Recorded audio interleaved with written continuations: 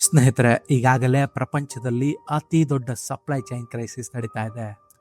Red ಸೀನಲ್ಲಿ ಆಗ್ತಾ ಇರೋ ಸತತ ದಾಳಿಗಳಿಂದಾಗಿ ಗ್ಲೋಬಲ್ ಟ್ರೇಡ್ ಪ್ರತಿದಿನ ಬಿಲಿಯನ್ ಗಂಟೆ ಡಾಲರ್ಸ್ನ ಕಳೆದುಕೊಳ್ತಾ ಇದೆ. ಯುರೋಪ್ನಲ್ಲಿ ಇನ್ಫ್ಲೇಷನ್ ಆಕಾಶ ಮುಟ್ಟಿದೆ.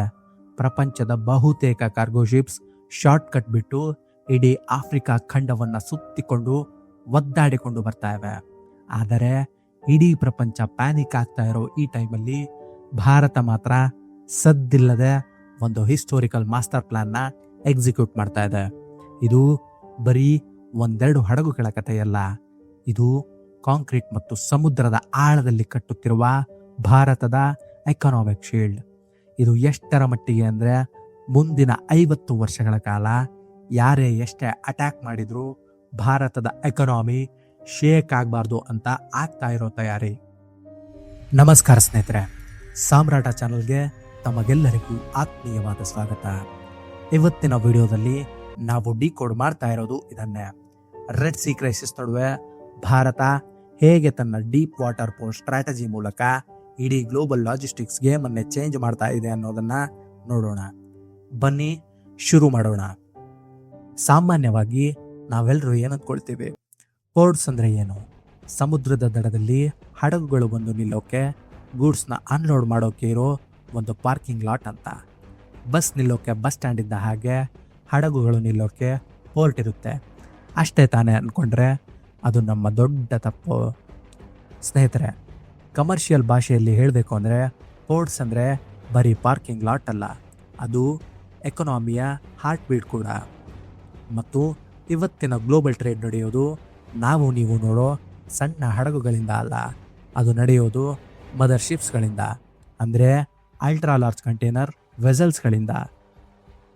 ಈ ಮದರ್ ಶಿಪ್ಸ್ ಎಷ್ಟೊಂದು ದೊಡ್ಡದಾಗಿರುತ್ತೆ ಅಂದರೆ, ಒಂದೇ ಶಿಪ್ನಲ್ಲಿ 24,000 ಕಂಟೈನರ್ಗಳನ್ನು ಹಾಕಬಹುದು. ಇಮ್ಯಾಜಿನ್ ಮಾಡಿ, 24,000 ಲಾರಿಗಳು ಒಂದೇ ಕಡೆ ಬಂದರೆ ಹೇಗಿರುತ್ತೆ ಅಂತ. ಆದರೆ ಇಲ್ಲೇ ಇರೋದು ಅಸಲಿ ಪ್ರಾಬ್ಲಮ್. ಈ ಮದರ್ಶಿಪ್ಗಳು ಭಾರತದ ಹಳೆಯ ಪೋರ್ಟ್ಗಳಿಗೆ ಬರೋಕೆ ಆಗಲ್ಲ. ಯಾಕಂದರೆ ಡ್ರಾಫ್ಟ್ ಪ್ರಾಬ್ಲಮ್. ಅಂದರೆ ಈ ದೈತ್ಯ ಹಡಗುಗಳು ನಿಲ್ಲಬೇಕು ಅಂದರೆ ಸಮುದ್ರದ ಆಳ ಕನಿಷ್ಠ 18ರಿಂದ 20 ಮೀಟರ್ ಇರಬೇಕು. ಆದರೆ ನಮ್ಮ ಹಳೆಯ ಪೋರ್ಟ್ಗಳ ಆಳ ಇರೋದೇ 13ರಿಂದ 14 ಮೀಟರ್. ಹೀಗಿದ್ದಾಗ ಆ ಮದರ್ ಶಿಪ್ಸ್ ನಮ್ಮ ಪೋರ್ಟ್ಗೆ ಬಂದರೆ ಏನಾಗುತ್ತೆ? ಹಡಗಿನ ತಳಭಾರ ಸಮುದ್ರದ ಮಣ್ಣಿಗೆ ಬಡಿದು ಆ ಶಿಪ್ ಅಲ್ಲೇ ಆಕ್ಸಿಡೆಂಟ್ ಆಗಿಬಿಡುತ್ತೆ. ಇದರಿಂದ ಆಗ್ತಾ ಇರೋ ದೊಡ್ಡ ಲಾಸ್ ಏನು ಗೊತ್ತಾ? ಪ್ರಪಂಚದ ಯಾವ ದೊಡ್ಡ ಹಡಗುಗಳು ನೇರವಾಗಿ ಭಾರತಕ್ಕೆ ಬರ್ತಾ ಇಲ್ಲ. ಅವು ದುಬೈ, ಸಿಂಗಾಪುರ್ ಅಥವಾ ನಮ್ಮ ಪಕ್ಕದ ಶ್ರೀಲಂಕಾದ ಕೊಲಂಬೋ ಪೋರ್ಟ್ಗೆ ಹೋಗ್ತಾ ಇವೆ. ಅಲ್ಲಿ ಆ ಗೂಡ್ಸನ್ನು ಅನ್ಲೋಡ್ ಮಾಡಿ ಸಣ್ಣ ಸಣ್ಣ ಹಡಗುಗಳಲ್ಲಿ ಇಂಡಿಯಾಗೆ ಕಳಿಸ್ತಾರೆ. ಇದನ್ನು ಟ್ರಾನ್ಸ್ಶಿಪ್ಮೆಂಟ್ ಅಂತ ಕರೀತಾರೆ. ಇದರಿಂದ ಏನಾಗ್ತಾ ಇದೆ ಅಂದರೆ, ನಮ್ಮ ಟೈಮ್ ವೇಸ್ಟ್ ಆಗ್ತಾ ಇದೆ, ಟ್ರಾನ್ಸ್ಪೋರ್ಟೇಷನ್ ಕಾಸ್ಟ್ ಜಾಸ್ತಿ ಆಗ್ತಾ ಇದೆ, ಮತ್ತು ನಾವೇ ಬೇರೆ ದೇಶಗಳ ಪೋರ್ಟ್ಗಳಿಗೆ ಕೋಟ್ಯಾಂತರ ರೂಪಾಯಿ ಕಮಿಷನ್ ಕೊಡ್ತಾ ಇದ್ದೀವಿ. And then Red Sea crisis ಶುರುವಾಯಿತು. ದಾರಿ ತಪ್ಪಿದ ಹಡಗುಗಳು, ಜಾಸ್ತಿಯಾದ ಬಾಡಿಗೆ ಮತ್ತು ಕಂಪ್ಲೀಟ್ಲಿ ಚೌಕಾದ ಸಪ್ಲೈ ಚೈನ್. ಈಗ ಭಾರತಕ್ಕೆ ಗೊತ್ತಾಯಿತು, ನಾವು ಕೊಲಂಬೋ ಅಥವಾ ಸಿಂಗಾಪುರ್ ಮೇಲೆ ಡಿಪೆಂಡ್ ಆಗಿರೋದು ಎಂಥ ದೊಡ್ಡ ನ್ಯಾಷನಲ್ ಸೆಕ್ಯೂರಿಟಿ ಫ್ಲಾ ಅಂತ. ಆಗ ಶುರುವಾಗಿದ್ದೆ ಭಾರತದ ಅನ್ನೋನ್ ಸ್ಟ್ರಾಟಜಿ. ಸಮುದ್ರವನ್ನೇ ಬಗೆದು ಭೂಮಿಯನ್ನೇ ನಡುಗಿಸುವಂತಹ ಸಿವಿಲ್ ಇಂಜಿನಿಯರಿಂಗ್ ಯುದ್ಧ. ಆ ಮೆಗಾ ಪ್ರಾಜೆಕ್ಟ್ನ ರಹಸ್ಯ ಏನು, ಅದು ಹೇಗೆ ರೆಡ್ ಸಿ ಬಿಕ್ಕಟ್ಟಿಗೆ ಕೌಂಟರ್ ಕೊಡ್ತಾ ಇದೆ ಅನ್ನೋದನ್ನು ಈಗ ನೋಡೋಣ. ಯಾವಾಗ ರೆಡ್ ಸಿ ಕ್ರೈಸಿಸ್ಸಿಂದಾಗಿ ಹಡಗುಗಳು ದಾರಿ ತಪ್ಪಿ ಟ್ರಾನ್ಸ್ಪೋರ್ಟೇಷನ್ ಕಾಸ್ಟ್ ಡಬಲ್ ತ್ರಿಬಲ್ ಆಯಿತು, ಆಗ ಭಾರತಕ್ಕೆ ಅರ್ಥ ಆಗಿದ್ದು ಒಂದೇ: ನಾವು ಇನ್ನೊಂದು ದೇಶದ ಪೋರ್ಟ್ ಮೇಲೆ ಡಿಪೆಂಡ್ ಆದರೆ ನಮ್ಮ ಎಕ್ಸ್ಪೋರ್ಟ್ ಮಾರ್ಕೆಟ್ ಸತ್ತು ಹೋಗುತ್ತೆ ಅಂತ. ಆವಾಗಲೇ ಶುರುವಾಗಿದ್ದು ಪ್ರಾಜೆಕ್ಟ್ ವಿಝಿಂಜಮ್ ಮತ್ತು ಪ್ರಾಜೆಕ್ಟ್ ವಾಧವನ್. ಇದು ಕೇವಲ ಪೋರ್ಟ್ಗಳಲ್ಲ, these are the mega structures. ಈ ಮದರ್ ಶಿಪ್ಸ್ ಭಾರತಕ್ಕೆ ಡೈರೆಕ್ಟ್ ಆಗಿ ಬರಬೇಕು ಅಂದರೆ ನಮಗೆ 18ರಿಂದ 20 ಮೀಟರ್ ಆಳದ ಪೋರ್ಟ್ ಬೇಕೇ ಬೇಕು. ಇದನ್ನು ಕಟ್ಟೋದು ಅಂದರೆ ಸಾಮಾನ್ಯದ ಮಾತಲ್ಲ. ಇಲ್ಲಿ ನಡೆಯುತ್ತಿರುವ ಇಂಜಿನಿಯರಿಂಗ್ ಮ್ಯಾಜಿಕ್ ಕೇಳಿದ್ರೆ ನೀವು ನಿಜಕ್ಕೂ ಶಾಕ್ ಆಗ್ತೀರಾ. ಮೊದಲನೇ ಚಾಲೆಂಜ್ ಸಮುದ್ರದ ಆಳವನ್ನು ಹೆಚ್ಚಿಸುವುದು. ಇದನ್ನ ಸಿವಿಲ್ ಇಂಜಿನಿಯರಿಂಗ್ ಭಾಷೆಯಲ್ಲಿ ಕ್ಯಾಪಿಟಲ್ ಡ್ರೆಡ್ಜಿಂಗ್ ಅಂತಾರೆ. ಸಾವಿರಾರು ಕುದುರೆ ಶಕ್ತಿ ಇರೋ ದೈತ್ಯ ಡ್ರೆಡ್ಜಿಂಗ್ ಹಡಗುಗಳನ್ನು ಸಮುದ್ರಕ್ಕೆ ಇಳಿಸ್ತಾರೆ. ಇವು ಸಮುದ್ರದ ತಳದಲ್ಲಿರುವ ಕಲ್ಲು, ಮಣ್ಣು ಮತ್ತು ಬಂಡೆಗಳನ್ನು ದಿನದ 24 ಗಂಟೆಯು ಕೊರೆದು ಲಕ್ಷಾಂತರ ಟನ್ ಮಣ್ಣನ್ನು ಎತ್ತಿ ಬೇರೆ ಕಡೆ ಹಾಕ್ತವೆ. ಇದು ಎಂಥ ಕಷ್ಟದ ಕೆಲಸ ಅಂದರೆ, ನೀರಿನ ಕೆಳಗೆ ಕಣ್ಣಿಗೆ ಕಾಣದ ಜಾಗದಲ್ಲಿ ನೀವು ಒಂದು ಹೊಸ ಹಳ್ಳವನ್ನೇ ಸೃಷ್ಟಿ ಮಾಡ್ತಾ ಇದ್ದೀರಾ. ಎರಡನೆಯ ಚಾಲೆಂಜ್ ಬ್ರೇಕ್ ವಾಟರ್ಸ್. ನೀವು 20 ಮೀಟರ್ ಆಳದ ಜಾಗದಲ್ಲಿ ಹಡಗು ನಿಲ್ಲಿಸಬೇಕು ಅಂದರೆ ಸಮುದ್ರದ ಅಲೆಗಳ ಹೊಡೆತ ಎಷ್ಟಿರುತ್ತೆ ಇಮ್ಯಾಜಿನ್ ಮಾಡಿ. ಒಂದು ದೊಡ್ಡ ಸೈಕ್ಲೋನ್ ಬಂದರೆ ಇಡೀ ಪೋರ್ಟ್ ನಾಶ ಆಗಿಬಿಡುತ್ತೆ. ಅದಕ್ಕೆ ಇಂಜಿನಿಯರ್ಸ್ ಏನು ಮಾಡ್ತಾರೆ ಅಂದರೆ, ಸಮುದ್ರದ ನಡುವೆ ನೀರಿನ ಒಳಗಿನಿಂದಾನೇ ಒಂದು ಬೃಹತ್ ಗೋಡೆಯನ್ನು ಕಟ್ಟಿಕೊಂಡು ಬರ್ತಾರೆ. ಲಕ್ಷಾಂತರ ಕಾಂಕ್ರೀಟ್ ಬ್ಲಾಕ್ಗಳು ಮತ್ತು ವಿಚಿತ್ರ ಶೇಪ್ನ ಟೆಟ್ರಾಪಾಡ್ಸ್ಗಳನ್ನು ಸಮುದ್ರಕ್ಕೆ ಸುರಿಯುತ್ತಾರೆ. ವಿಸಿಂಜಮ್ ಒಂದರಲ್ಲೇ ಸುಮಾರು 3 ಕಿಲೋಮೀಟರ್ ಉದ್ದದ ಕೃತಕ ಗೋಡೆಯನ್ನು ಸಮುದ್ರದ ನಡುವೆ ಕಟ್ಟಲಾಗಿದೆ. ಇದು ಒಂದು ದೊಡ್ಡ ಇಂಜಿನಿಯರಿಂಗ್ ಬ್ರಿಲಿಯನ್ಸ್. ಈಗ ಏನಾಗ್ತಾ ಇದೆ ಗೊತ್ತಾ, ಈ ಡೀಪ್ ವಾಟರ್ ಪೋರ್ಟ್ಗಳು ರೆಡಿ ಆಗ್ತಾ ಇದ್ದ ಹಾಗೆ ನಮ್ಮ ಎಕನಾಮಿಕ್ ಶೀಲ್ಡ್ ಆಕ್ಟಿವೇಟ್ ಆಗಿದೆ. ಈಗ ಆ 24,000 ಕಂಟೈನರ್ಸ್ ತರೋ ಮದರ್ ಶಿಪ್ಸ್ ಕೊಲಂಬೋಗೋ ಸಿಂಗಾಪುರ್ಗೂ ಹೋಗೋ ಅವಶ್ಯಕತೆ ಇಲ್ಲ. ನೇರವಾಗಿ ನಮ್ಮ ಕೇರಳದ ವಿಸಿಂಜಮ್ ಅಥವಾ ಮಹಾರಾಷ್ಟ್ರದ ವಾಧವನ್ಗೆ ಬಂದು ಲ್ಯಾಂಡ್ ಆಗ್ತಾ ಇದೆ. ಇದರಿಂದ ಟ್ರಾನ್ಸ್ಶಿಪ್ಮೆಂಟ್ ಕಾಸ್ಟ್ ಕಟ್ ಆಯಿತು. ಡೆಲಿವರಿ ಟೈಮ್ 10 ರಿಂದ 15 ದಿನ ಸೇವ್ ಆಯಿತು. ರೆಡ್ ಸೀನಲ್ಲಿ ಏನೇ ಗಲಾಟೆ ಆದರೂ ನಮ್ಮ ಗೂಡ್ಸ್ ಬೇಗ ಬರ್ತಾ ಇದೆ ಮತ್ತು ನಮ್ಮ ಎಕ್ಸ್ಪೋರ್ಟ್ ಪ್ರಪಂಚದ ಮಾರ್ಕೆಟ್ನಲ್ಲಿ ಕಾಂಪಿಟೇಟಿವ್ ಆಗ್ತಾ ಇದೆ.